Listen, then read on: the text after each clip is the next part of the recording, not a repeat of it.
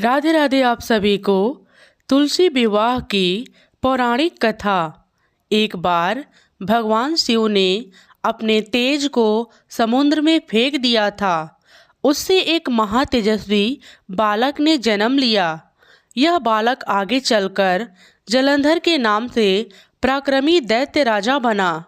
इसकी राजधानी का नाम जलंधर नगरी था। दैत्यराज कालनेमी की कन्या वृंदा का विवाह जलंधर से हुआ। जलंधर महाराक्षस था।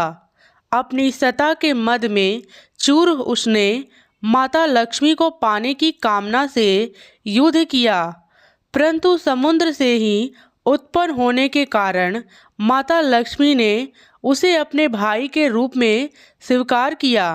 वहाँ से पराजित होकर वह देवी पार्वती को पाने की लालसा से कैलाश पर्वत गया। भगवान देवाधिदेव शिव का ही रूप धरकर माता पार्वती के समीप गया, परंतु माँ ने अपने योग बल से उसे तुरंत पहचान लिया था। वहाँ से अंतर्ध्यान हो गई। देवी पार्वती ने क्रोध होकर सारा वृत्तांत भगवान विष्णु को सुनाया। जलंधर की पत्नी वृंदा अत्यंत पतिव्रता स्त्री थी। उसी के पतिव्रत धर्म की शक्ति से जलंधर ना तो मरा जाता था और ना ही पराजित होता था। इसलिए जलंधर का नाश करने के लिए वृंदा के पतिव्रत धर्म को भंग करना बहुत आवश्यक था। इसी कारण भगवान विष्णु ऋषि का वेश धारण कर वन में जा पहुँचे, जहाँ वृंदा अकेली भ्रमण कर रही थी। भगवान के साथ दो मायावी राक्षस भी थे, जिन्हें देखकर वृंदा भयभीत हो गई। ऋषि ने वृंदा के सामने पल में दोनों को भस्म कर दिया। उनकी शक्ति देखकर वृंदा ने कैलाश पर्वत पर महादेव के साथ युद्ध कर रहे अपने पति जलंधर के बारे में पूछा। ऋषि ने अपने माया जाल से दो बानवर प्रकट किए। एक बानवर के हाथ में जलंधर का सिर था तथा दूसरे के हाथ में धड़। अपने पति का यह दशा देखकर वृंदा मूर्छित होकर गिर पड़ी। होश में आने पर उन्होंने ऋषि रूपी भगवान से विनती की कि वह उसके पति को जीवित करे। भगवान ने अपनी माया से पुनः जलंधर का सिर धड़ से जोड़ दिया, परंतु स्वयं भी वह उसी शरीर में प्रवेश कर गए। वृंदा को इस छल का तनिक भी आभास ना हुआ।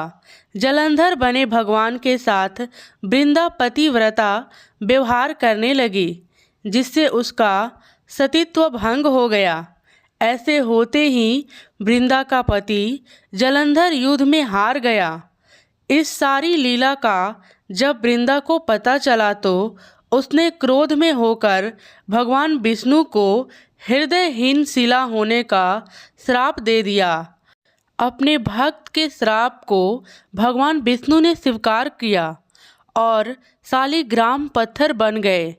सृष्टि के पालनकर्ता के पत्थर बन जाने से ब्रह्मांड में असंतुलन की स्थिति हो गई।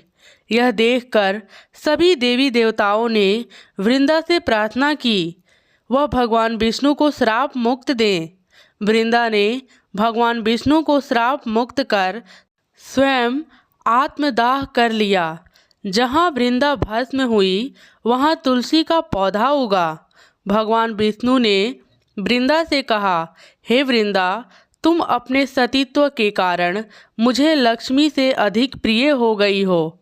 अब तुम तुलसी के रूप में सदा मेरे साथ रहोगी। तब से हर साल कार्तिक महीने के देव उठवनी एकादशी के दिन तुलसी विवाह के रूप में मनाया जाता है। जो मनुष्य भी मेरे शालिग्राम के रूप के साथ तुलसी विवाह करेगा, उसे इस लोक और प्रलोक में विपुल यश प्राप्त होगा।